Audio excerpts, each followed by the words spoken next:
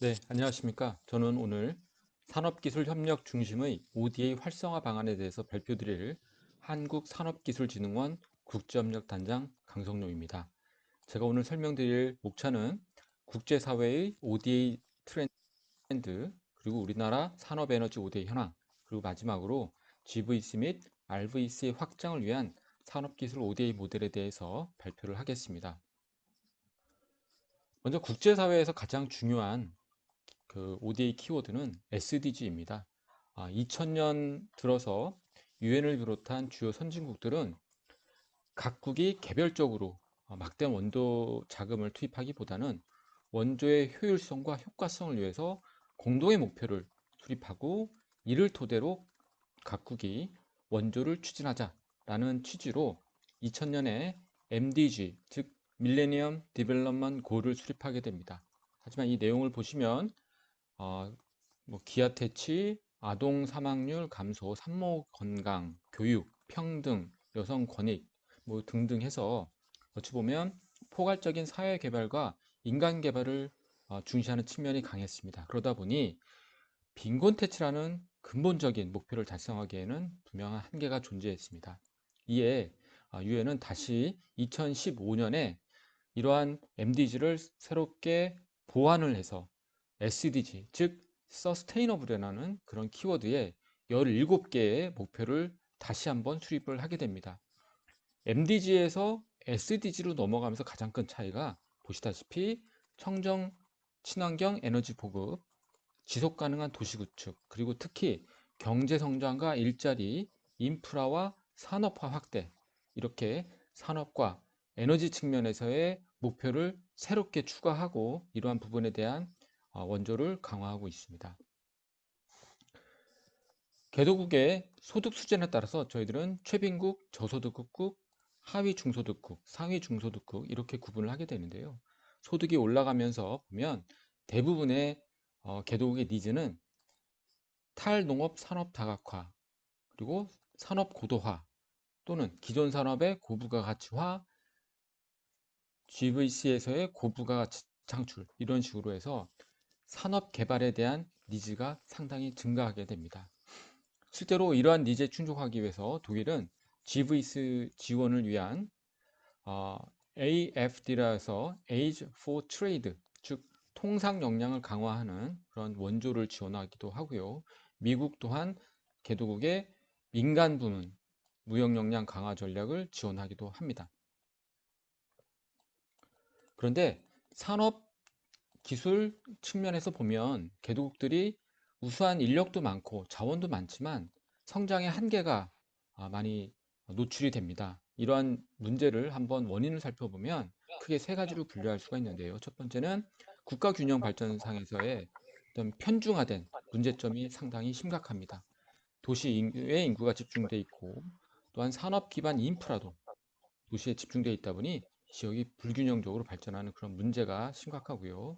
두 번째는 산업 구조 자체가 요소 투입 의존적이다 보니까 산업 다각화도 미흡하고 대외 의존도가 높게 됩니다. 또한 마지막으로는 기술 역량이 부족하다 보니까 자발적인 어떤 선순환적인 기술 혁신 체계를 갖추기가 어렵다는 그런 문제가 있습니다.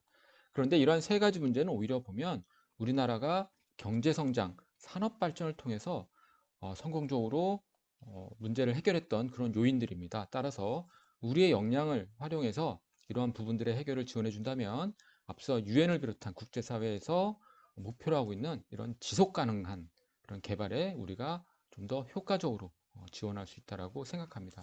특히 이런 국가 균형 발전의 심각도를 보면 보시다시피 대표적인 이런 개도국들의 경제 활동의 지역적 집중을 보시게 되면 OECD 국가 평균은 약 37%입니다.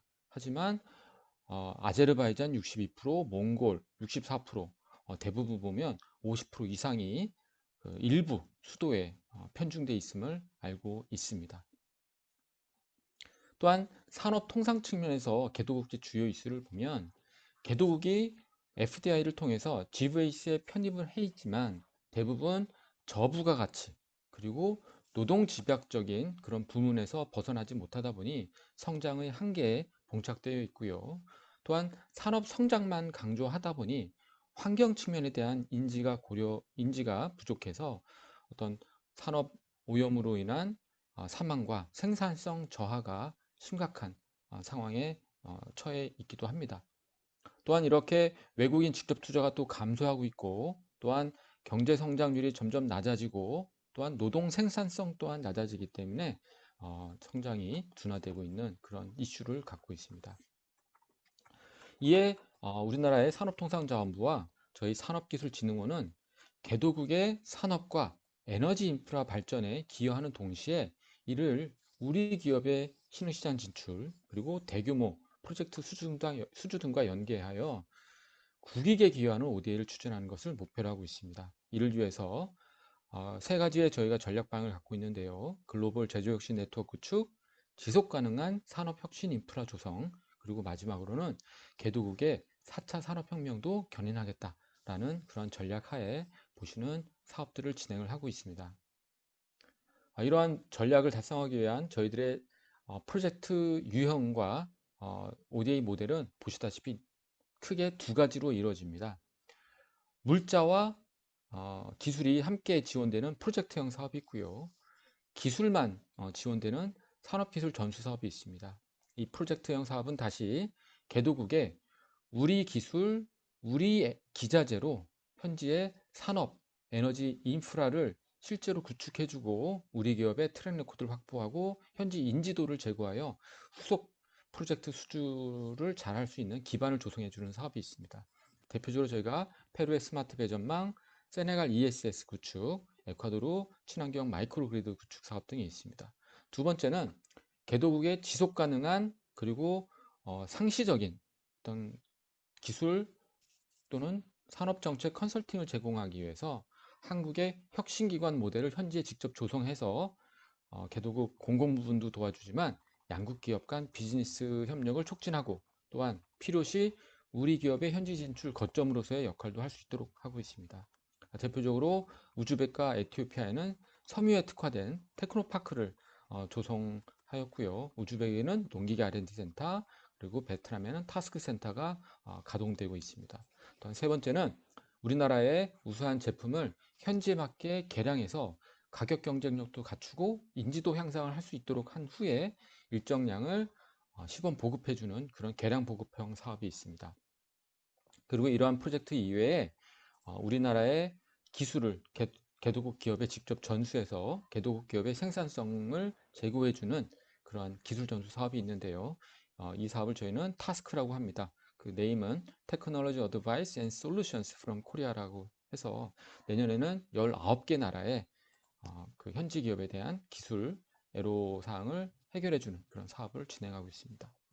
대표적으로 보시는 프로젝트 사업 중에 하나가 베트남 농기계 사업입니다. 현지에 맞는 트랙터 3종을 개발하여 트랙터를 시범 보급함으로써 베트남에는 농업 생산성을 제고해 주고요. 또한 이 사업을 통해서 우리나라 기업과 현지 기업이 합작법인을 만들었습니다. 그래서 베트남 입장에서는 그동안 수입에 의존하던 농기계를 자체 생산할 수 있고 그로 인해 현지 일자리도 창출하게 됩니다. 또한 우리나라 입장에서 보면 현지에서 트랙터를 조립하기 위해서는 핵심 부품 소재가 필요합니다. 그래서 현재 조립되는 그 부품 소재의 약 65%를 우리나라 기업들이 수출을 해서 공급을 하고 있습니다. 그래서 실제로 우리나라 중소기업 95개사가 각각의 핵심 부품을 베트남에 수출하고 베트남에 설립된 조인벤처가 트랙터를 이렇게 조립하여 시장에 판매하는 그런 구조로 진행이 되고 있습니다. 그래서 실제로 이 프로젝트는 2015년부터 2019년까지 약 69억 원의 국비로 지원되었지만 실제 2021년 내년도 말까지 저희들이 예상하는 우리 중소중견기업의 핵심 부품 수출 규모가 대략 한 1,400억 정도로 예상이 됩니다. 그래서 베트남에도 농업 생산성, 농업 기계화에 기여하는 동시에 우리 기업의 수출 그리고 인근 동남아 시장으로서의 시장 확대에도 기여하고 있는 좋은 사업이다라고 볼 수 있겠습니다. 현재 저희가 총 21개 나라를 대상으로 프로젝트 28건, 타스크 15건을 지원하고 있으며 신남방을 중심으로 해서 하고 있고요. 또한 포스트 신남방이라 할 수 있는 중남미, 아프리카에도 18개의 프로젝트를 지원하고 있습니다. 특히 권역별로 대표적으로 중요한 전략 국가에는 저희들이 테크노파크 또는 테크니컬 센터 같은 그런 거점형 사업을 함께 지원함으로써 권역별 거점 협력 국가로서의 그런 파트너십을 강화하고 있습니다.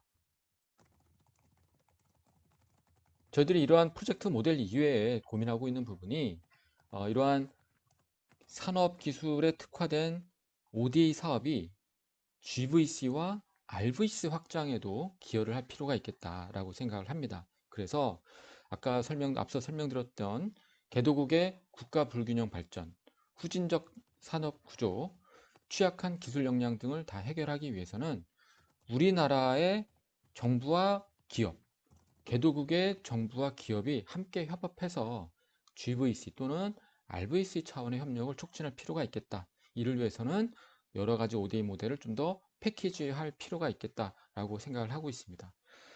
이를 위해서 저희들이 구분을 하다 보면 ODA 사업도 양자간 사업이 대부분이긴 합니다. 즉 한국이 베트남에 또는 한국이 미얀마에 지원해주는 이러한 사업들이 일종의 바이래터럴한 ODA 협력 사업이라 할 수 있는데요. 이러한 바이래터럴 측면에서는 개도국 산업의 혁신 기반을 조성해 줄 수가 있습니다. 앞서 설명드렸던 테크노파크 또는 테크니컬 센터, 이러한 혁신 지원 기구를 현지에 조성해서 산업 전략 정책 자문도 하고 현지 기업에 대한 기술 전수 등을 할 수 있는 그런 부분도 있겠으나, 저희가 좀 더 보고 있는 사업은 이미 개도국에 있는 많은 산업단지가 노후화되고 있기 때문에 이 부분을 좀 더 혁신을 해서 제조업이나 지식산업 등 신산업을 육성하고, 또한 지역균형 발전 관점에서도 지방에 신규 산업단지를 조성할 수 있지 않겠나, 이런 생각을 하고 있고요.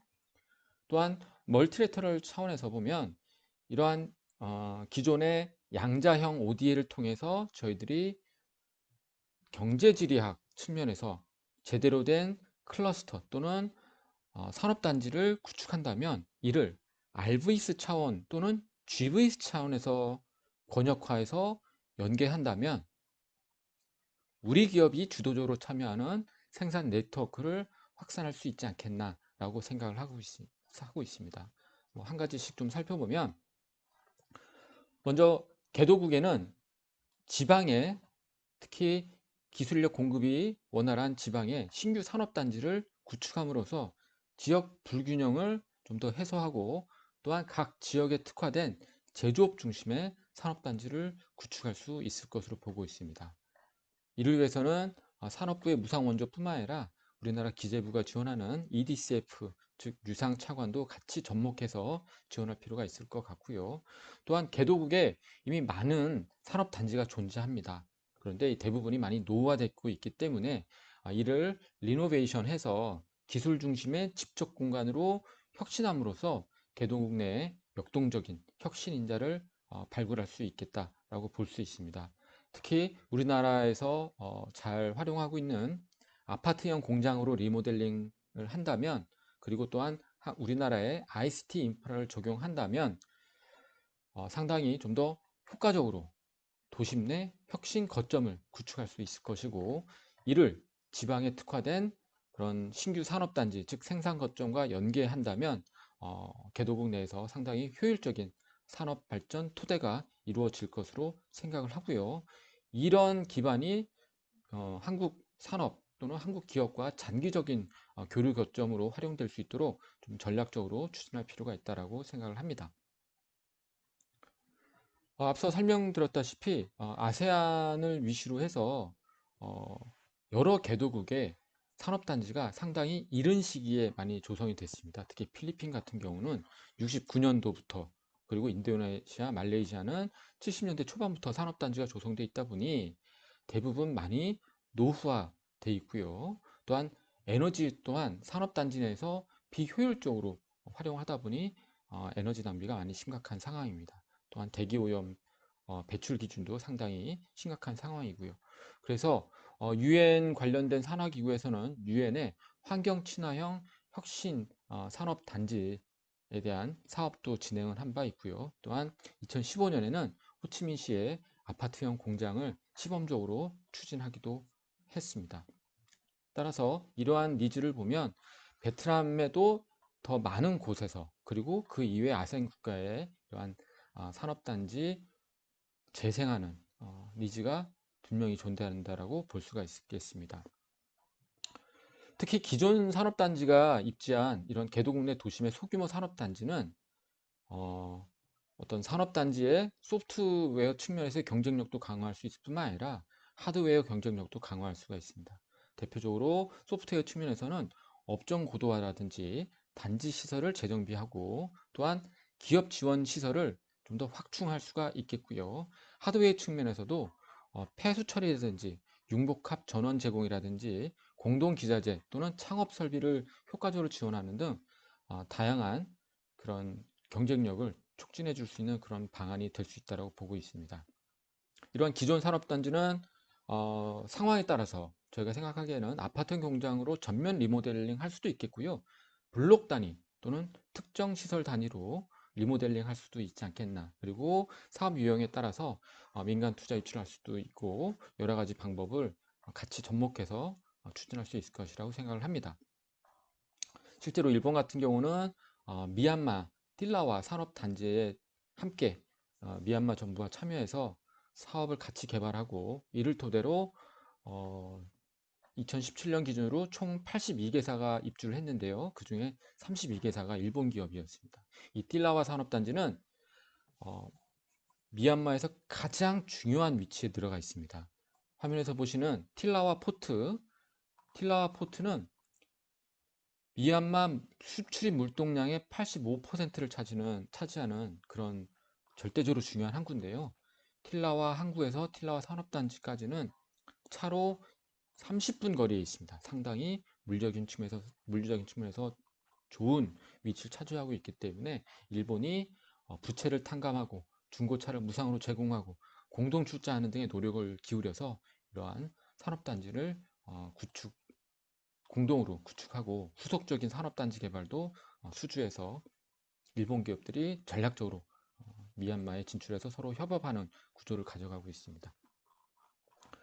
이렇게 국가별로 제대로 된 곳에 제대로 된 클러스터가 형성이 된다면 이제는 멀티래터럴 측면에서 고민할 필요도 있다고 생각합니다. 그래서 각 국가의 산업혁신 수준에 따라서 조립 생산 또는 원료 부품 또는 물류 또는 기술 현지화라는 그런 전략적인 밸류체인 상에서 특성을 고려해서 이를 글로벌 또는 리지널 생산 네트워크를 구축할 수 있다면 우리 기업이 전 가치 사슬에서의 협력 강도를 상당히 강화할 수 있지 않겠나라고 생각을 합니다. 예를 들어 글로벌 기계산업 생산 네트워크라 한다면 저희가 단계를 앞단계에서는 뿌리, 그리고 중간 단계에서는 기계 또는 부품 제조 역량, 그리고 전방 이를 토대로 자동차 등 전방 산업을 확대할 수 있는 이런 방안을 생각해 볼 수가 있겠고요. 이를 다시 각 세부별로 하드웨어 인프라인지 또는 기술과 같은 또는 기술 인력이라든지 이러한 소프트한 측면인지에 따라서 다양한 협력 모델을 저희가 구상을 해볼 수가 있습니다. 실제로 저희들이 어떤 권역별로 가능한 국가를 구분을 한번 분석을 해보면 지금 보시는 것 같이 볼 수가 있겠고요. 특히 아시아 같은 경우는 뿌리 산업, 몽골, 파키스탄, 기계 부품은 인도네시아, 필리핀, 전방 산업은 인도, 베트남 등으로 확대할 수 있는 그런 방안을 고려할 수가 있겠습니다. 네, 지금까지 제가 산업기술 협력 중심의 5대 활성화 방안에 대해서 설명드렸고요. 이러한 산업 그리고 에너지 ODA는 공적 개발 원조의 새로운 패러다임이고 UN 등을 비롯한 국제사회에서 상당히 중요하게 강조하고 있는 분야입니다. 이러한 산업 에너지는 개도국의 빈곤을 실질적으로 퇴치할 수도 있고요. 이와 동시에 우리 기업의 그리고 우리나라의 증진에도 기여할 수 있는 실질적인 해법입니다.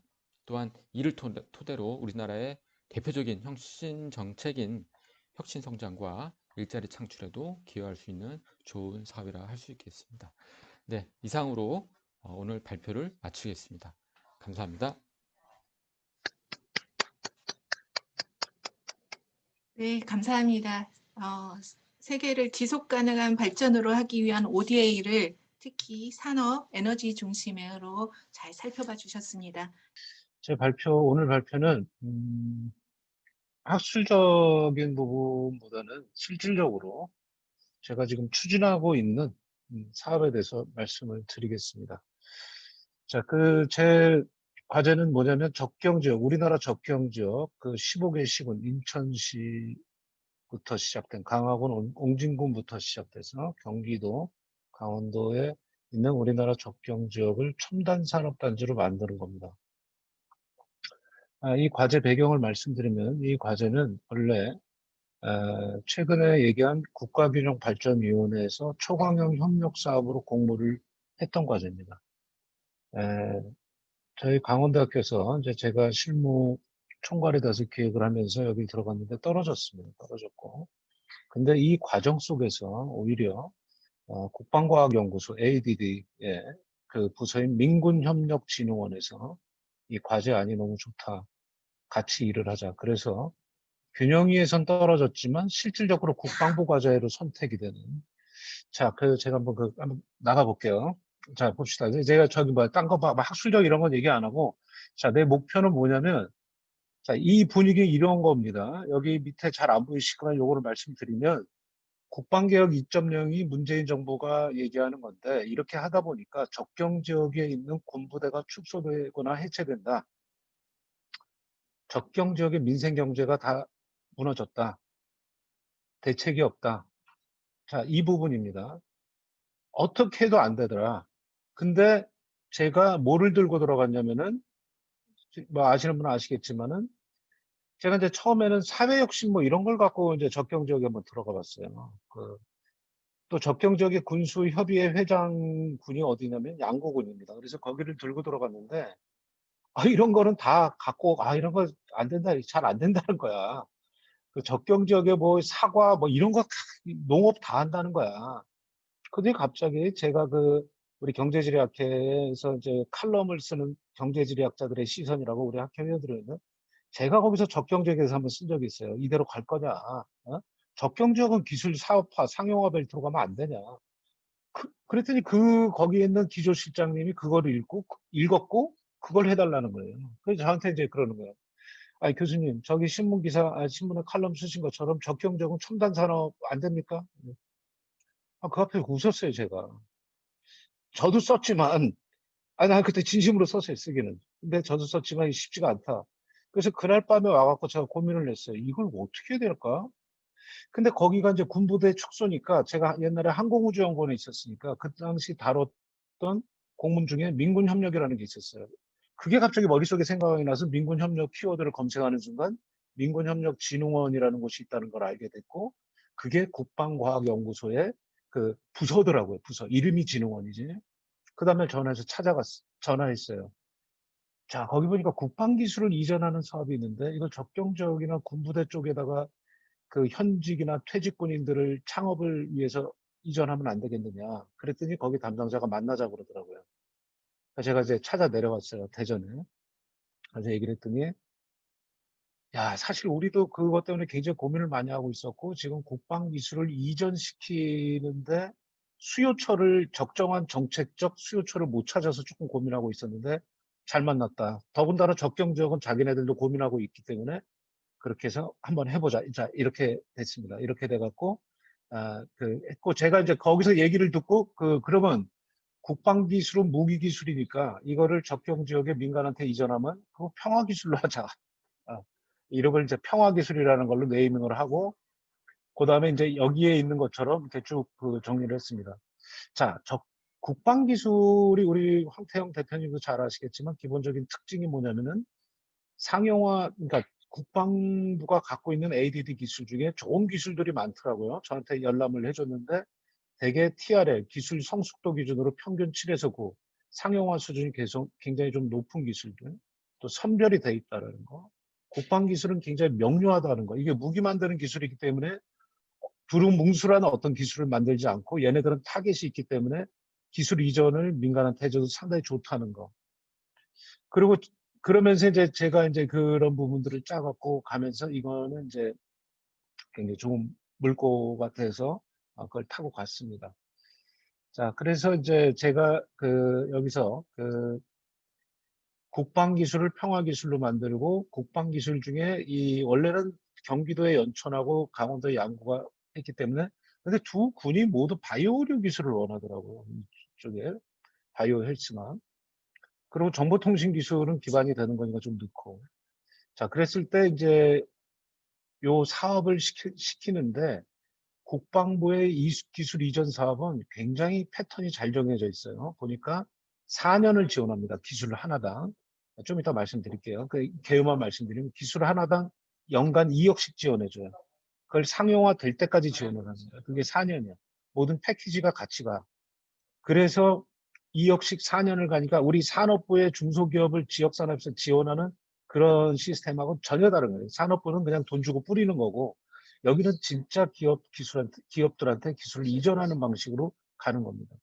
자, 그래서 이제 제가 한 30개 정도의 어떤 기술 이전 대상 기업 뽑으면 어떻겠느냐. 그리고 창업을 10건이나 30건 하고 이전 20건 하고 자, 요런 패턴을 가지고 이제 접근을 했는데 이거는 국방부만 정한 게 아니라 그 접경 지역에 해당되는 그 당시 샘플로 우리가 접근했던 양구군이나 연천군이 정말 좋아하더라고요.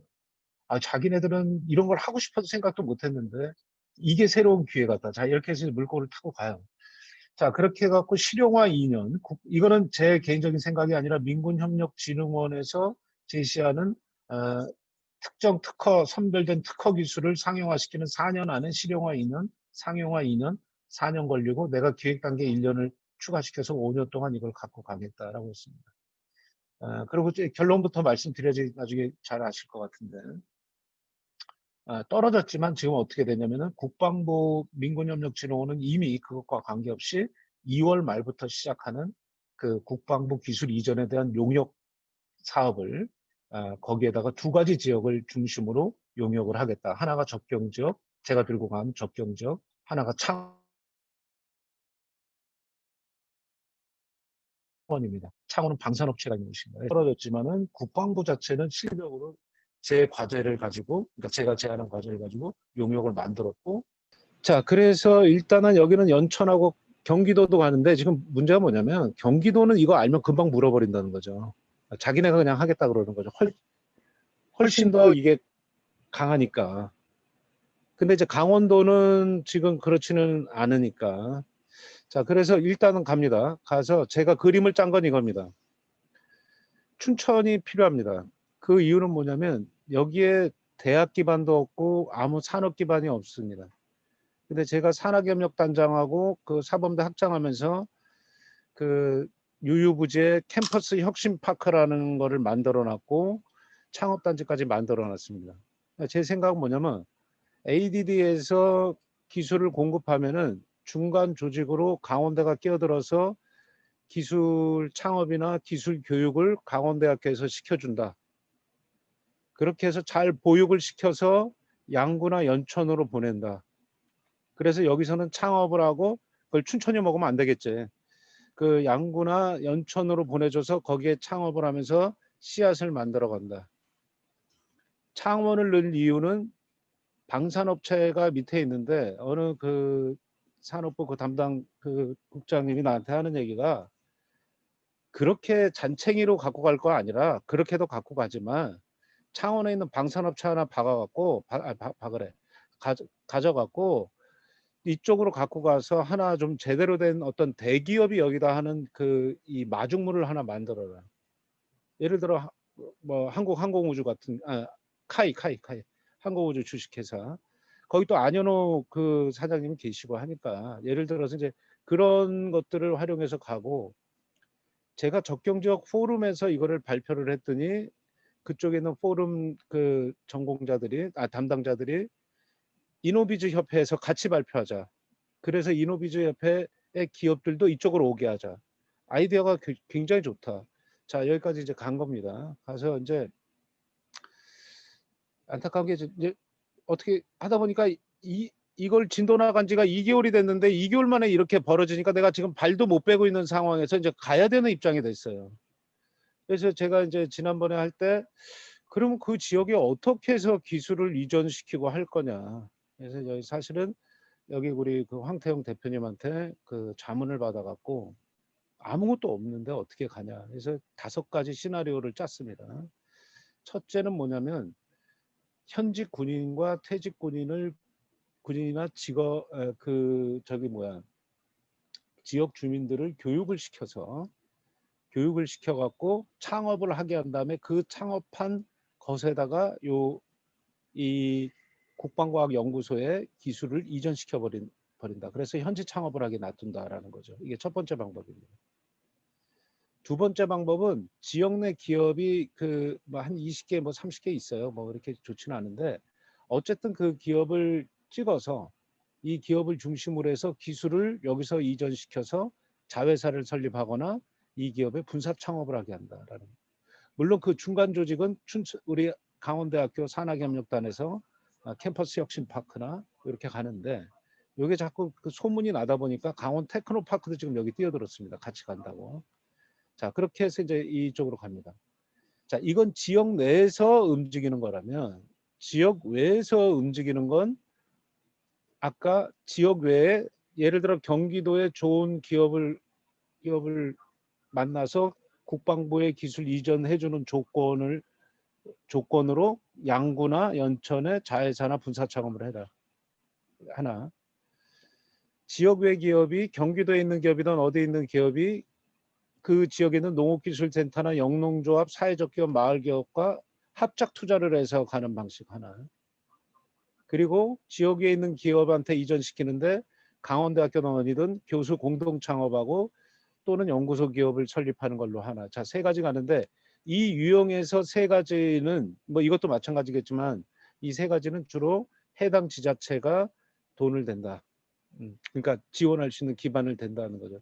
아까 우리 그 강성용 단장님이 베트남이나 우즈벡을 생각했는데 난 그 설명을 들으면서 이 적경 지역이 베트남이나 우즈벡 같더라고 내가. 그래서 그 ODA 사업을 여기다가 하는 게 어떨까는. 예, 그 오늘 세션으로 묶었는데 정말 좋더라고요. 그래서 어쨌든 이렇게 해서 5가지 방법으로 가겠다라는 거고 요 절차는 이제 국방부가 제시한 그 절차를 제가 이제 여기다가 정리를 한 겁니다. 자, 이렇게 가는데 다만 취창업 교육이 있는데 이거는 강원대학교에서 우리가 이걸 하고 있어요. 지금 군부대가 무너지니까 국방부하고 강원도가 우리 학교를 찾아와서 군인들 교육 좀 시켜달라. 우리 난리 났다. 그래서 우리 강원대학교가 2년째 하고 있는데 2년 동안 했더니 창업이 딱 하나 나온 거예요. 나오긴. 분위기는 너무 좋죠. 막 서로 배우려고 그러고 거의 지금 목숨이 달려 있으니까. 우리 학교가 이런 그 캠퍼스 혁신 파크라든지 또 제가 산학협력 단장 때 이제 그 터를 다져놓은 컨테이너라든지 여기서 이미 지금 이것들이 다 이루어지고 있어요. 그래서 우리는 이 교육에 대한 노하우가 있기 때문에 이 사업도 중간 조직으로 갈 수 있다라는 거죠. 또 하나는 이제 데이터가 중요해요. 저는 사실은 조금 더 점진적으로 정책을 가니까 내가 지금 이러고 있지. 사실은 이거를 스마트 팩토리나 이런 사업을 써갖고 무인 공장으로 가면 될 거 아니야. 컨트롤은 여기서 하고. 그리고 일정 부분 수익 구조는 나중에 n분의 1에서 지역하고 저기 기업이 갖고 가면 되고. 인구 소멸 이거 세션 인구 소멸인데 인구 소멸이 되고 이러는 마당에 뭘 거기다가 또 사람 끌고 그게 아니라 이러한 AI나 스마트 기술을 활용해서 무인 공장이나 이런 쪽으로 가고 그 대신 거기서 나오는 이익을 이쪽으로 가고 그 데이터들을 모아서 창업으로 가는 막판엔 그렇게 가자. 그러니까 적경 지역의 첨단 산업화는 나는 자신 있다. 그리고 내가 한번 가겠다. 이런 생각으로 내가 지금 사업의 필요성은 이제 보시면 될 것 같고, 자, 그림은 이 그림입니다. 자, 춘천하고 양구하고 먼저 엮다가 저기 적경 지역이 강원도 쪽에 들어오면 같이 엮고 하나씩 2개씩 기술 이전을 시켜. 이게 혼자 할 수 있는 일이 아니니까 시스템 짜고 시켜서 재원 투입해서 한 5년 기준으로 해서 한 지역당 30개씩 기술 창업을 시켜놔. 잔챙이라도. 그러면 내 머릿속에 뭐가 있냐면은 원주의 의료기기가 생판 아무것도 없어 20년을 퍼부어서 지금 이쪽으로 왔거든. 그래서 제 생각은 이거를 한 5년 몰아요. 5년 몰고 사회적인지 정책적 홍보를 해가면서 5년 그러니까 5년 뒤로 넘어가면서는 산업부 진흥 사업이나 이런 지역산업 진흥 사업이나 이런 쪽으로 갖고 와요. 지금 중기부가 갖고 왔지만 어쨌든 산업부의 이 전략 산업으로 지원받을 수 있는 틀까지로 올려놓고 그다음부터 15년을 한번 더 가보자라는 거죠. 그러면 이제 경기도 부분은 이렇게 안 갈 거라고. 경기도 부분은 김포, 파주 얘네가 잘 나가니까 얘네들이 이쪽 옆으로 막 치고 올 거라고. 얘네가 적극적으로 해야 되니까. 그러니까 이런 산업적인 벨트를 강원도까지 끌어오는데 지금까지는 못 오니까 실질적으로 강원도에서 이런 노력을 하든지 연천이나 이 경기도에 좀 그 적경적에 뒤떨어진 지역과 연합해서 해서 뭔가 새로운 그림을 만드는 게 어떠냐. 이 생각입니다. 그래서 여기에만 있지 말고 그 대선 때 차기 대선 때 이거를 제가 그 뿌릴 거예요. 그 다 같이 이렇게 해서 지역하고 다 해서 뿌려갖고 뭐 야든 여든 막 관심 없어. 그냥 나는 적경적을 첨단 산업적으로 만드는 게 내 관심이지 뭐 그런 거 신경 안 써. 근데 문제는 지금 정치권의 동향은 어떠냐면은 지역이 지금 다 무너지니까 지금 여든 야든 달려들어갖고 지금 야권이 지금 오히려 난리라는 거 아닙니까? 지역을 어떻게든 살려야 된다. 이게 자기네들의 승리 카드다. 자, 이 기회에 몰고 나가자라는. 사업 목표는 아까 말씀드린 거 나중에 보세요. 자, 그래서 이제 스텝 1, 2, 3, 4가 이게 민군협력진흥원이 저한테 이제 준 자료를 가지고 제가 정리한 거예요. 굉장히 체계적으로 좀 이따가 나중에 보여드릴게요. 자, 이런 거죠. 국방 특허 관리 기술이 450개 있다. 사업화 유망 기술 발견한다. 기술 설명회 교류회 전시에 기술 이전을 한다. 기술 도면 여기 민간 기업으로 이전하는 요거까지가 4년 걸리고 연간 2억씩 투자해서 4년 동안 8억 투자하겠다 이거예요. 키아트도 있어요. 키아트. 이거 나 참. 자, 어쨌든 그렇게 해서 이제 갖고 가는데 그리고 창업 그것도 이제 정리가 이제 다 이런 식으로 이거 다 아시는 거니까 되고 그래서 제가 끌어댄 게 우리 학교의 각 링크 사업단이라든지 산학협력단이라든지 총장님까지 만나갖고 대학 국립대학이든 어느 대학이든 지금 노는 돈이 많아요. 그런 것들을 해갖고 교육 지원하는 대로 소프트웨어 중심 사업단은 주민하고 공교육, 연구장비, 공간 이런 것들을 중심으로 해갖고 대학은 지원을 한다. 별도의 돈을 지원하는 게 아니라 있는 사업들 뭐 잘 안 되는 거 많은데 그걸 이쪽으로 지원하면 생색 내기도 좋고 명분도 좋고 그렇게 해서 대학의 좋은 인프라를 가지고 이쪽으로 끌어온다. 그 국방부는 기술 갖고 와라. 그리고 돈은 본인이 된다. 그리고 지자체도 자기네가 돈을 대겠다. 자, 이렇게 돼 갖고 지금 여기까지 지금 오고 있어요. 네. 자, 이 부분을 가진 제 기대 효과. 그래서 초광역적인 돌파구를 조금 마련하자라는 거고 민군 뭐 이렇게 상생하고 예상 문제점 뭐 엄청난 뭐 항상 그렇죠. 제가 이런 거 많이 들어왔어요. 잘 안 된다라는 얘기부터 들었기 때문에 그런데 나는 그런 얘기를 너무 많이 들었고 내가 하는 모든 일은 어쨌든 해냈습니다. 그래서 이제는 이 지역을 대상으로 이런 문제점을 알고 있기 때문에 대응 방안을 만들어서 이제 한번 나가는데 오늘 여러분들한테 이제 그 발표를 좀 해드리고 좀 좋은 말씀 좀 듣고 싶고 오늘 여기서 시간 때문에 다 못하더라도 나중에 이제 개별적으로 좀 많은 조언을 듣고 싶습니다. 예, 이상입니다. 감사합니다. 네, 감사합니다.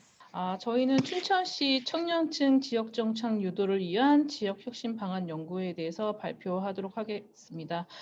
일단 발표에 앞서서 저희 이번 세션이 적경 지역 발전과 ODA로 되어 있는데요. 저희가 지역이 춘천인데 이렇게 들어온 이유가 춘천의 일부 지역이 적경 지역에 해당되기 때문에 지금 이 세션에 배치를 해 주신 것 같습니다. 일단 저희는 지금 이 연구 목차는 다음과 같고요. 네, 먼저 저희가 이 연구를 진행을 하게 된 계기가 뭐 정책이나 이런 보고서 제출용이나 이런 것들은 아니라 저희가 이제 청년 문제 그리고 청년 취업, 창업, 일자리 문제 같은 거에 좀 관심이 있는 그 선생님들이 모여서 지금 저희가 이제 지역 중소도시에서 청년층 인구 유출 문제가 계속 심각하게 되고 있고 또 일자리에 큰 영향을 받는 청년 인구 문제가 계속 이제 대두되고 있으면서 저희가 있는 지역인 춘천 지역에서의 그 청년 일자리 문제를 조금 얘기하다가 이렇게 조금 과제가 발전을 하게 되었습니다. 그래서 춘천시 대략적인 특징, 개관을 보시면 춘천시 인구가 28만인데 그 28만 인구 지역에 종합대학이 두 곳이 있고요. 교육대학 하나, 그리고 전문대학이 3개가 있는 대학 도시라고 불릴 만큼 좀 청년층 인구가 많이 몰려 있는 도시입니다. 그럼에도 불구하고 이제 저 앞으로 말씀드리겠지만 춘천시 그 청년 인구가 몰린 대학에 입학하는 그 시기인 19세에서 26세 사이의 인구는 약간 증가하는 경향을 최근 10년 보였지만 그 이후 인구는 계속 졸업 이후 이제 다시 다 수도권이나 타 지역으로 이동하는 그런 문제점들이 계속 발생을 하고 있고 특히나 그동안은 별로 관심을 갖지 못했던 지역 내 고교 졸업 청년 인구를 살펴보니 취업도 하지 않고 진학도 하지 않은 미취업 인구가 해마다 춘천에서 500명 이상씩 발생이 되고 최근 3년간 한 1,600명 이상이 발생이 되는 걸로 이번에 조금 확인을 했는데요. 그래서 이런 지역에서 청년 일자리 문제를 해결하기 위해서 어떻게 대안을 찾을 수 있을까? 그동안은 저희가 이제 제조업 산업 육성을 통해서 일자리를 창출하는 지원 정책들을 많이 펼쳐왔지만 과연 이렇게 단일 산업을 육성을 해서 일자리를 창출하는 것으로 해결할 수 있을 것인가? 그렇게 그동안 일자리를 창출했던 제조업을 육성했던 지역들을 살펴보면 이제 외부의 충격이나 뭐 내부적 요인에 의해서 산업이 무너지면 그 산업이 고용됐던 일자리가 다 없어지면서 사람들이 도시를 떠나고 지역 경제 기반이 무너지고 이러한 것들이 있었기 때문에 우리는 그런 거를 조금 탈피해서 좀 종합적으로 그 융복합적으로 좀 접근을 해보자라고 해서 시작을 하게 되었고요. 결국 저희는 여기서 이제 춘천시 청년층 문제점은 어떤 것들이 있는지 파악을 하고 이 청년층들을 지역을 정착시키기 위해서 스마트 지역 혁신 체제의 관점으로서 좀 접근을 해보자라고 해서 이 연구를 시작을 하게 되었습니다. 연구 범위는 그래서 청년층 인구 문제 유출 분석을 위해서 분야별로 분석을 하고 그 사례 인터뷰를 통해서 그 가능성을 좀 확인을 해보고 그거에 따라 이제 지역 정책 유도를 위한 해결 방안을 도출하는 내용으로 되어 있고요. 또 최근 10년간 통계 자료를 분석을 했고 대상 공간 범위는 춘천시 대상을 했습니다. 통계 분석, 문헌 분석 그리고 관계자 인터뷰를 통해서 연구를 진행하였습니다. 다 아시는 내용이시겠지만 지역 혁신 체제는 지역 단위에서 혁신 주체들이 공동학습과 네트워크를 통해 즉 새로운 기술 혁신을 도입하고 확산하는 체제로 최근에는 스마트 지역 혁신 체제라는 개념이 대두되고 있습니다. 그래서 스마트 기술 기반의 융복합 기술 혁신 체제로 교육, 사회, 사람의 협력적 사회 자본 간 네트워크를 통한 공동학습이 강조를 하고 있는데요. 저희는 여기서 춘천시 지역혁신 체제는 그 춘천에서 전 산업과 연계해 기술혁신이 일어날 수 있는 분야를 좀 보고 탐색한 분야에 적용해서 춘천에 착근할 수 있는 혁신 체제 모델을 구축해 보고자 하고 있기 때문에 저희가 좀 내렸던 정의는 춘천시 지역혁신 체제는 혁신 주체들 공동학습과 네트워크를 통해 지역 내에서 새로운 혁신, 즉 융복합 기술혁신을 유도하고 지역의 혁신의 성과를 다시 확산하는 체제로 정의를 하고 이 과제를 시작을 하게 되었습니다. 그래서 춘천시 청년층 문제를 보면 먼저 인구부터 보시면 청년 인구를 그 19세에서 34세 인구로 좀 보고 분석을 해왔을 때 춘천 지역에서는 매년 115명씩 감소를 하는 추세를 보이고 있습니다. 그러나 그 청년층 인구 내에서도 세부 연령대별로 인구 추이는 다른 양상을 보이고 있는데요. 19세에서 24세 인구는 오히려 인구가 조금씩 늘어나고 있습니다. 그러나 졸업 이후 인구인 26세에서 30세 인구에서 이제 탈춘천화가 이제 발생을 하고 있고요. 그리고 결혼 및 출산 등 인구 재생산이 이루어지는 31세, 31세에서 34세 구간도 연평균 1.2% 계속 감소하고 있습니다. 그래서 이런 것들을 보았을 때 그 대학이나 진학을 위해서 춘천에 왔던 인력들도 어쨌든 다시 자기 지역으로 돌아가긴 하겠지만 일자리를 찾아 어쨌든 떠나긴 하겠지만 그래도 이 어떻게든 지역에 이제 정착을 시켜서 그 청년층 인구를 이제 유지를 하게 할지 이런 고민이 필요하다고 생각이 되고 또 청년 정책을 설계를 할 때 그 연령별로 조금 다르게 접근을 해야 될 필요가 있다고 보여집니다. 앞서 말씀드렸듯이 교육 분야의 그 교육 연령층 대상 청년층을 보시면 17년도 이후에 춘천에서 450명 정도의 고등학생 졸업생들이 매년 무직자로 춘천 지역 구성원으로 자리 잡고 있습니다. 대학 미진학 이런 어떻게 보면은 고등학교까지 관리를 받다가 취업도 하지 않고 대학 진학도 하지 않음으로써 지역에 남는 청년층 인력에 대한 관리는 어느 곳에서도 지금 하고 있지 않은 실정이고요. 그리고 이제 저희가 확인해 본 바로는 이런 인력에 대한 그 취업지원센터가 도교육청 산하마다 다 있는 것으로 알고 있는데 전문교 인력들을 위한 그렇지만은 이들을 위한 사업이 별로 추진되고 있지 않다라는 것도 확인을 하였습니다. 그래서 기존에는 이제 대학 졸업 청년들 위주로 좀 많이 이제 정책들이 펼쳐져 왔는데 고교 졸업 청년 인재들까지 지역 정착을 위해서 조금 이런 정책 마련이 필요하다라고 저희는 보았고요. 뭐 산업기술 창업은 간략하게 말씀드리면 춘천 지역은 이제 계속적으로 전 산업 분야에서 성장을 하고 있는데요. 좀 이제 거의 20년 동안 여기가 이제 바이오 산업 분야를 집중 육성을 해서 바이오 헬스케어 분야에 이제 좀 특화가 되어 있습니다. 그리고 그 다음에 이제 특화되어 있다고 보는 게 이제 ICT 산업 분야도 계속적으로 이제 육성하고 있는 분야이고요.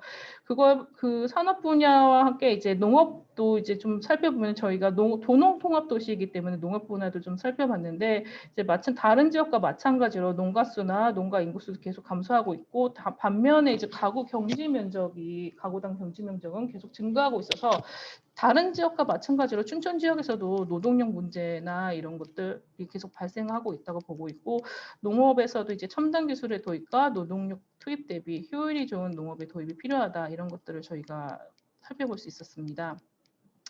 그리고 기술 창업 분야에 있어서도 이제 전국 대비 강원도 지역의 창업 기업 수가 이제 대학당 창업 기업 수가 좀 미비한 상황인데 그나마 춘천은 강원도 이제 전체 이제 41개 정도의 창업 기업이 있는데 대학 창업 기업들이 있는데 그중에 한 26개 정도가 위치하고 있습니다. 도내의 다른 지역보다는 그래도 그 기술 창업 환경이 좀 좋다고는 보이곤 있지만 뭔가 이제 종합적이고 체계적으로 지원되고 있는 부분들은 없어서 이런 지원 정책들이 필요하다고 보여집니다. 그래서 저희가 이런 춘천시 인구나 청년층 인구나 교육 그리고 산업기술 환경이나 창업 환경들을 봤었을 때 그리고 저희가 이제 춘천시라는 지역이 도농 통합 지역인 것으로 봤었을 때 좀 어떤 아이템을 도입을 하면은 기술 융복합을 이끌어낼 수 있을까라고 생각했을 때 많은 중소지자체들이 이제 최근에 도입하고 있는 스마트팜을 생각을 하게 되었습니다. 그래서 이 스마트팜을 보시면은 이제 바이오나 IT, 그다음에 시스템 설비 산업들이 좀 융복합되어 있는 산업이로서 수요 산업과 공공 산업들이 이제 명확하게 전후방으로 연계되어 있는 산업이라서 저희가 이제 스마트팜을 아이템으로 지역 혁신을 통한 청년 인구 지역 정책 유도 방안을 마련해 볼 수 있겠다 해서 이 스마트팜을 이제 중심으로 이제 방안을 만들어 보게 되었습니다. 그래서 일단은 저희가 그럼 실제 지역 내에서 이러한 스마트팜을 육성을 하거나 그리고 스마트팜에 대한 수요 그리고 이게 이제 전후방으로 이제 스마트팜과 바이오 기업을 연계한다고 했을 때 그런 것들이 실현 가능한가에 대해서 좀 인터뷰한 게 있는데요. 그래서 여러 번 이제 사례로 그 언론에도 보도되었던 스마트팜 농가 중에 하나인데요. 이제 이 농가들이 초록 달콤이라는 농가입니다. 그래서 춘천 지역에서 스마트팜을 이제 딸기 농사를 하고 있는데요. 이제 이 농장에 청년들이 많이 연수도 오고 실습을 하고 있습니다. 그래서 다시 이제 여기서 이제 대표님을 인터뷰했을 때 하시는 말씀이 농업도 이제 고소득을 올릴 수 있어야 되고, 그리고 예전처럼 힘든 농업이 아니라 이제 편리한 농업으로 이제 하려면 이 스마트팜이 도입이 돼야 되는데, 결국 청년층의 눈높이에 맞추려면은 일자리 농업이 이제 어렵고 힘든 일이 아니라, 그리고 힘든 일이 아니고 주 5일 근무나 워라밸을 맞출 수 있는 산업이다라는 것을 이제 이 스마트팜을 통해서 실현을 할 수 있다라고 말씀을 해주셨고요. 그리고 실제 이제 이 스마트팜 창업을 하고 싶은 청년들이 여기서 많이 실습을 하면서 이런 수요도 좀 있다는 것을 조금 확인할 수 있었고요. 그러면은 이제 이 넘어가기 전에 앞서서 그러면 이 스마트팜을 활용해서 어떻게 연계를 할 것이냐 했을 때, 춘천이 앞서 말씀드린 대로 바이오 산업이 좀 육성이 잘 되고 있으니 저희가 이 스마트팜에서 생산한 원료를 갖고 바이오 산업과 연결해 볼 수 있지 않을까 해서 춘천에 있는 바이오 기업, 화장품 기업을 찾아가서 저희가 인터뷰를 해 보았는데요. 실제 저희가 가능성을 일부를 좀 확인을 하였습니다. 그래서 SJ 인터내셔널이라는 기업이 있는데요. 이 기업이 지역에 있는 농가에서 원료를 구매를 해서 그거를 활용을 해서 지금 제품을 생산을 하고 있습니다. 그러나 이제 이런 기업들이 이제 어려움을 많이 겪는 것이 이제 원료 수급에 있는 원료 수급인데요.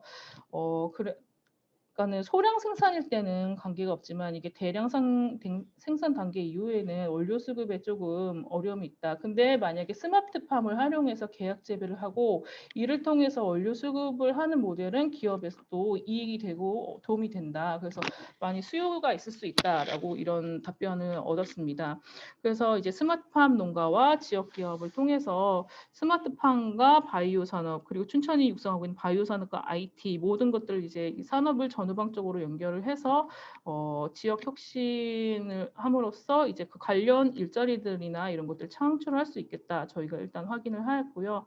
그래서 저희가 춘천형 지역 혁신 체제 모델 구축 방안으로 좀 접근을 한 게, 춘천이 가진 기존의 자원과 또 이제 비교 우위에 있는 생태계를 활용하는 방식으로 접근을 해서 스마트팜 융복합 기업 육성 체제를 구축하는 것과 스마트 융복합 창업 벤처 기업 지원 체계를 구축하고, 스마트 산업에 좀 인프라를 집중하는 방법, 그리고 스마트팜 기업 공간 지원 체계를 구축을 하고, 스마트팜을 이제 육성을 하기 위한 창업 농자금 연계 지원, 그리고 청년 기업가 육성 지원 체계 구축, 한 6가지 정도로 그런 혁신 체제 모델을 구축하기 위한 방안을 이렇게 도입해 볼 수 있지 않을까 고민을 하였습니다. 교육에 있어서도 앞서 말씀드린 지역에서 대학 인력을 활용하는 방법도 있지만, 지역에서는 전문계 고등학교 학생들 중에 많은 인력들이 미취업 미진학한 인력들이 있기 때문에 이거를 체계적으로 고등학교 때부터 좀 연계를 해서 이런 춘천에 이제 농업고등학교, 지금은 소형고등학교로 바뀌었지만 그런 전문고등학교들도 있기 때문에 전문과정, 교과과정을 좀 신설을 해서 같이 연계를 해서 지원을 하는 방법, 그리고 그들을 이제 창업을 하거나 이제 취업을 하게 하는 방법, 그리고 이제 창업 취업을 하기 위해서는 이제 자금을 지원한다던가 이런 것들의 방안이 있을 수가 있겠습니다. 그래서 일단은 제 교육 분야에서 이렇게 교육에서 일단은 먼저 교육 시스템을 마련을 하고 그다음에 창업 지원으로 연결되는 그런 방안을 생각을 해보았고요. 그러기 위해서는 또 저희가 이제 스마트 산업에 대한 지역에서의 그런 지원, 연구개발이나 지원이 많이 있어야 되는데, 실은 춘천에서도 지금 다른 지역에서는 선정돼서 지금 진행하고 있는 스마트팜 관련해서 이제 집중 지원하는 사업에 신청을 한 적이 있었는데 춘천이 조금 선정에서 제외됐습니다. 그렇게 조금 지역에서 관심은 있지만 이렇게 조금 아직 그 기반이 닦여지지 않았기 때문에 그런 스마트 산업에 관련 인프라도 조금 집중해서 조금 지원을 해야 될 필요가 있습니다. 그래서 우선은 스마트팜 융복합 그리고 관련 기업들을 육성을 하기 위해서 공간 지원을 창업 초기부터 농장 설립이나 공장 설립에 이르기까지 공간 지원이 필요하고요. 그리고 거기에 따라 이제 창농 자금을 또 연계를 지원해야 되고, 또 그러면 청년 기업가들 육성하기 위해서 교육과 실습, 경영, 그다음에 창업 지원까지 이런 지원 체계를 구축이 필요한데, 결국은 춘천 지역에 있는 바이오 산업 및 ICT 기업 등의 지역 산업과 혁신 기관을 연계해서 연계한 스마트팜을 지역 혁신의 연결고리로 저희는 제안을 드리는 거고, 스마트팜에 관련된 기술 육성 과정에서 산업 활성화와 함께 일자리들이 창출이 되면서 청년 인구들의 지역 정착이 가능할 것으로 기대를 하고 있습니다. 네, 그 결론적으로 보면은 저희가 이제 말씀드리고자 하는 것은 스마트팜을 중심으로 스마트팜의 전방 산업, 그러니까는 스마트팜을 활용한 스마트팜에서 생산된 작물을 활용할 수 있는 그런 산업군들을 같이 전방에 배치하고, 스마트팜에 관련된 후방 산업들, AI 로봇, 사물 인터넷 시설 종료 이런 관련된 산업들을 전후방으로 스마트팜을 중심으로 전후방으로 연결을 해서 바이오 신소재 작물 스마트팜이라는 이런 사업을 추진을 하면 추진을 하는 것이 좋을 것이다 라고 이렇게 좀 저희가 제안을 하였습니다. 뒤에 이제 저희가 자세하게 이게 어느 뭐 정책 과제나 이런 거에 제출할 내용이 아니라서 세부 과제는 도출을 아직 자세히 하진 않았지만, 결국은 그 산업 육성을 기반으로 한 청년 일자리 창출로 청년 지역 정책에 기여하기 위해서 춘천을 바이오 신소재 작물 스마트팜 융복합 산업 도시로 만들자라는 저희 이 결론이고요. 이를 위해서는 지역 사업과 산업 그리고 산학연이 연계되는 협력 체계를 구축을 해야 되고, 스마트팜 관련 다양한 산업 분야의 청년 창업 기업을 육성해야 됩니다.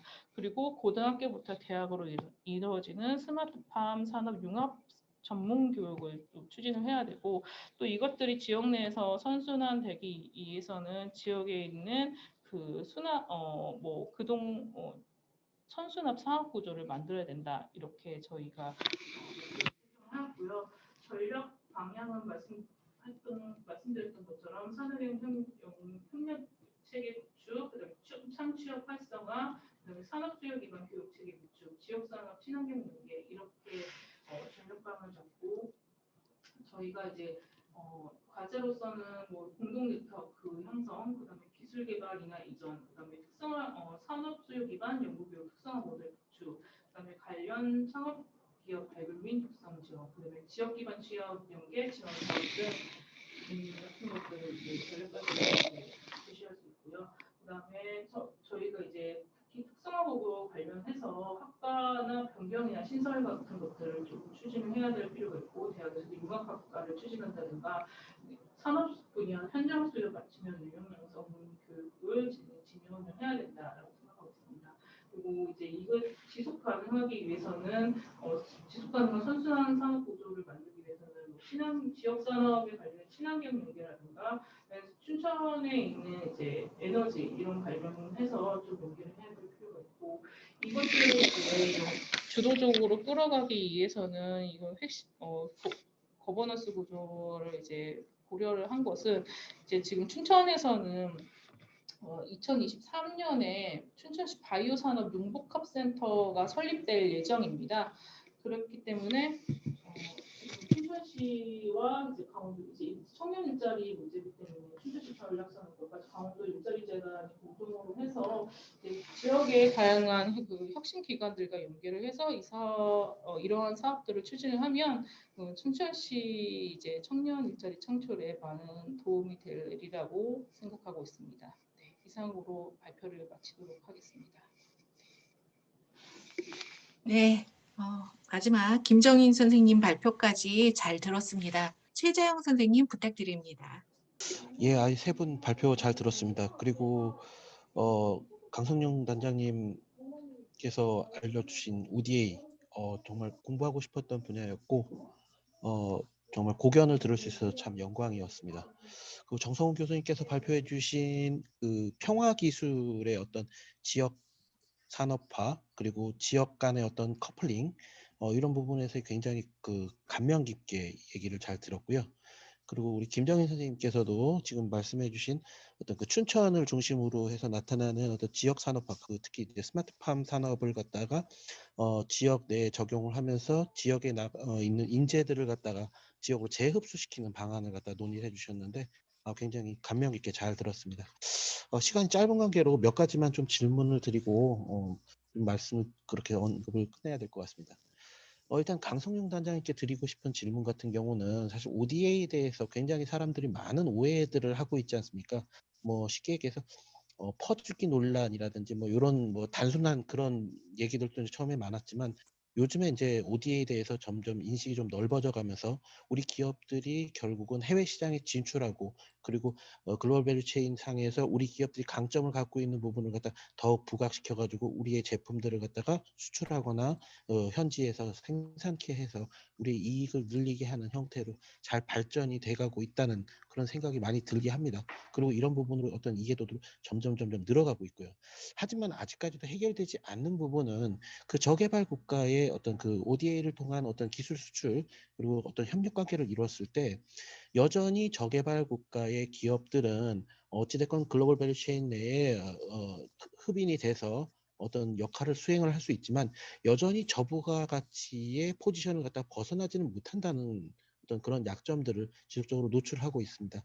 그런 부분에 있어서의 어떤 어떤 협력 그리고 이걸 갖다 좀 더 어드밴스드하게 좀 넘길 수 있는 그런 방안을 갖다가 결국 고려를 해야 되고 그리고 최종적으로는 우리의 어떤 경쟁 상대라기보다도 어떤 협력 파트너로서의 그 저개발 국가들을 갖다 지원하는 것인데 이런 부분에서의 어떤 그 묘안들이 따로 있으신지 이런 부분을 갖다 좀 질문을 좀 드리도록 하겠습니다. 그 정성훈 교수님께서는 지금 말씀해 주신 것 중에 사실 이게 굉장히 좀 큰 얘기들이 많이 숨겨져 있습니다. 단순히 어떤 그 평화 기술화에 대한 얘기가 아니고 기술 사업화와 더불어 어떤 지역 간의 어떤 커플링 얘기들 그리고 이 지금 전체 그 생산 과정에서의 아우렀을 때 사실 제일 그 아까 중간에 말씀하신 내용이 카이 같은 그런 대기업 하나 끌고 들어와라 그런 모든 게 사실 해결되지 않느냐 굉장히 좀 직관적이지만 굉장히 어떻게 보면 직관적인 답을 바로 내려주신 거였거든요.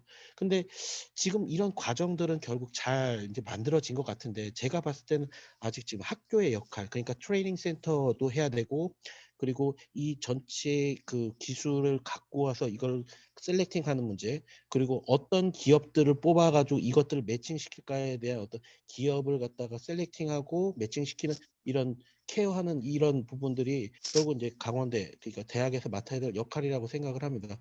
근데 이런 부분들이 효율적으로 잘 이루어질 수 있는지 학교 내에서의 어떤 그런 부분들이 제가 봤을 때는 아직 조금 부족하지 않나. 교육에 대한 부분은 이제 충분히 좀 언급을 해주셨는데 이 기업들을 갖다가 셀렉팅하는 이런 그 서칭하는 이런 부분들을 어떻게 좀 기능들을 살리실지 그런 부분을 갖다가 좀 질문을 드리고 싶습니다. 그리고 마지막으로 이제 김정인 선생님 같은 경우 지금 사실 그 지역들이 지방에 있는 많은 지역들이 가장 고민하는 문제가 결국 지역에서 잘 만들어 놓은 인재들이 결국 빠져나가고 그 지역의 어떤 그 개발로 이루어지지 못하고 계속 그 지역의 어떤 부가 계속 그 나가는 어떤 그런 형태 때문에 고민들을 많이 하지 않습니까? 사실 이런 부분에서 어떤 스마트팜을 갖다 제시해 주신 거는 사실 굉장히 좀 좋은 방법이긴 한데 특히나 이제 스마트팜 같은 경우 전략적인 선택이 좀 있었다고 봅니다. 춘천 같은 경우는 바이오 산업이 이제 위주가 됐기 때문에 이 바이오 산업이 어떤 잘 살릴 수 있는 전방 산업으로서의 어떤 그 스마트팜을 갖다가 이제 언급을 해주신 건 사실 좋은데 근데 과연 이 스마트팜 산업을 갖다가 그렇게 해서 육성을 해가지고 넓히는 게 과연 진짜 그 지역의 그런 젊은 인재들이 빠져나가는 것을 막을 수 있느냐? 저는 그 부분은 100% 오케이를 내리기 좀 힘들다고 보거든요. 진짜 어떤 뭐 아까도 얘기하셨지만 뭐 워라밸이라든지 어떤 젊은이들이 중시하는 그런 부분들이 있는데 이런 어떤 그 생활상에서의 어떤 인프라가 잘 갖춰지지 않은 상태에서 산업적인 어떤 니즈만 충족을 시켜가지고 이걸 갖다 개발한다면 분명히 한계점이 있을 거라고 생각합니다. 그래서 그런 부분을 좀 보충하실 수 있는 어떤 방안이 있는지 그런 부분을 좀 여쭙고 싶습니다. 이상입니다. 대학이 이 역할을 할 수 있느냐라는 건데요. 입니다. 뭐 해야죠. 그거는 일단은 제가 이제 이 강원대학교 산학협력단장을 하면서 이런 타당성과 이런 준비 과정을 많이 봐왔기 때문에 실질적으로 우리 학교를 플랫폼 삼아서 움직이는 건 큰 문제가 없다고 생각을 합니다. 그래서 그 부분은 저도 이제 어느 정도 자신이 있고요. 또한 강원대학교가 이런 부분으로 이미 굉장히 많은 준비를 해왔습니다. 그래서 공간도 어느 정도 정리가 돼 있고요. 그래서 이제 이런 좋은 자원들과 신생 기술 자원들을 결합시키는 것은 다른 대학은 제가 장담 못하지만 강원대학교는 충분히 가능하다고 생각을 합니다. 예, 이상입니다. 예, 강성용. 네, 그 질문이 저개별 국가와의 기술 협력이 어느 정도 지속성이 있냐 하는데 맞는 말씀이시고요. 제가 아까 설명드렸듯이 그 개도국의 수준을 1인당 국민소득 기준에서 1,000불 정도를 저소득국으로 보고 그 밑은 아예 최빈국이라 해서 카운팅이 잘 안 돼요. 그래서 그 일종의 우리가 피라미드라고 하지 않습니까? BOP 1,000불 언더, 뭐 1인당 국민소득이 700불 언더면 BOP이기 때문에 거기는 저희가 산업협력을 하긴 상당히 어렵고 코이카나 외교부 같은 인도주의적인 차원에서 들어가는 게 맞습니다. 맞고요. 다만 1,000불에서 6,000불 정도의 이 미들존은 산업에 대한 수요가 상당히 크기 때문에 저희는 그런 나라에 포커싱을 하고 참고로 베트남이 한 3,500불, 필리핀이 3,700불 딱 요 정도예요. 그래서 산업에 대한 수요가 상당히 있고요. 그래서 그 국가별 수준에 따라서 저희들이 산업적으로 진행할 ODA 여부가 결정된다라고 보시면 되겠고요. 그다음 두 번째는 우리나라는 산업 다각화가 아주 잘 돼 있습니다. 근데 개도국들은 주력 산업이 2-3개 정도밖에 되지가 않아요. 그래서 예를 들어 저희가 우즈벡 같은 경우는 주로 섬유하고 농기계, 베트남은 지금 그 제조 기업들이 많이 들어가기 때문에 기초 기계나 뭐 자동차 쪽 이런 식으로 보통 국가별로 2개 분야를 주력으로 타겟팅하면서 후속적으로는 저희들이 뭐 스마트 팩토리나 디지털 헬스케어 이런 식으로 계속 견인해가는 식으로 협력을 리딩해가는 그런 전략을 쓰고 있습니다. 네. 김정인 선생님. 저희 지금 춘천이 이제 바이오 산업이 중심이기 때문에 그 수요 산업으로서 바이오 산업 말씀드렸지만 그 스마트팜 자체가 융복합 산업이기 때문에 그 전후방 산업을 다 고려를 한다고 하면 이제 만일 스마트팜만 보시지 말고 스마트팜을 둘러싸고 있는 산업들을 고려를 하시면 이제 뭐 그래도 좀 파급 어느 정도 청년 정책 인구에 조금 유입하는 데 있어서 청년 인구 유입하는 데 있어서 좀 도움이 되지 않을까 이렇게 생각을 하고 있습니다. 네, 감사합니다. 로 파트너스 안녕하세요. 대표님께서 네. 좋은 말씀 부탁드립니다. 네, 잘 들리시죠? 네. 네, 저는 한 2분이면 됩니다. 일단 정성호 회장이 먼저 바쁘시니까 좀 저는 질문보다 의견을 좀 드리면요. 여기 대전에도 계룡대가 있어서 대전 창조센터가 군인 대상 창업 교육도 많이 시키는데 지속성이 없다 보니까 이제 일회성 교육으로 끝나는데 지속성만 담보할 수 있으면 군 인력들을 창업으로 이끌고 갈 수 있다고 생각을 하고 있고요. 또 사실 이스라엘은 군에서 창업 기획을 많이 하지 않습니까? 그래서 충분히 지리적 여건도 되고 있고, 그리고 여기 있는 국방연구원이나 민군협력진흥원도 기술 사업화에 무척 관심이 많고, 또 기술 시주에서 설립에도 관심이 있습니다. 그래서 아마 이런 창업 이슈는 국방부 내부적으로도 이제 제대할 인력들에 대한 일자리 창출 측면에서 너무 중요하기 때문에 국방기술 창업에서 군 인력이 큰 역할을 할 수 있다. 저는 개인적으로 그렇게 생각을 하고요. 그리고 강성용 단장님 ODA 말씀 너무 잘 들었고 또 의견을 좀 드리면 ODA 모델 중에 그 조인트 벤처 모델은 VC 투자하고 연결 좀 시킬 수 있지 않겠나 생각이 듭니다. 우리나라 VC들도 다 해외 기업에도 투자를 할 수 있기 때문에 이런 금융 투자하고 연결을 시키면 이 비즈니스 모델이 훨씬 더 빛을 발할 수 있겠다 생각이 들고, 또 하나는 이제 소부장 산업이 사실 국내에서는 대우를 잘 못 받고 있거든요.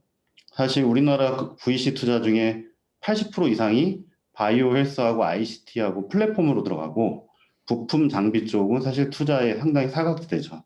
하지만 이제 해외 ODA를 통해서 개도국에 진출해서 입지를 다질 수 있으면 투자적인 측면에서도 소부장 산업, 한국의 소부장 산업이 조금 더 이제 빛을 발하는데 도움이 되지 않을까 이제 그런 좀 생각이 되고요.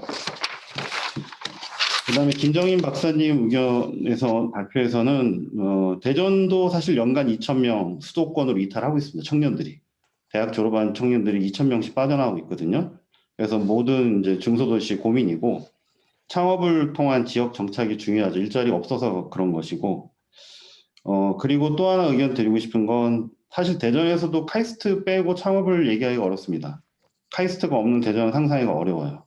마찬가지로 강원도에서도 강원대가 없는 강원도는 상상하기가 어렵죠. 결국에는 대학이 이제 중심이 돼주셔야 되고 아이템을 뭐 스마트 팜으로 하냐, 바이오 헬스로 하냐, 뭐 컨텐츠로 하냐, 뭐 이런 것도 중요하지만 학교가 좀 중심이 돼서 기술적인 고도화를 받쳐주셔야 그 산업이 이제 빛을 발할 것 같고 스마트팜이라 하더라도 그냥 야채를 생산하고 과일을 생산하는 위주로 가면 안 되고 데이터를 붙여서 조금 더 고도화된 컨텐츠로 끌고 가야지 그냥 그 자체의 스마트팜 자체로만 가는 거는 그렇게 뭐 시장이나 이런 측면에서 크지 않다 보여질 수 있을 것 같고요.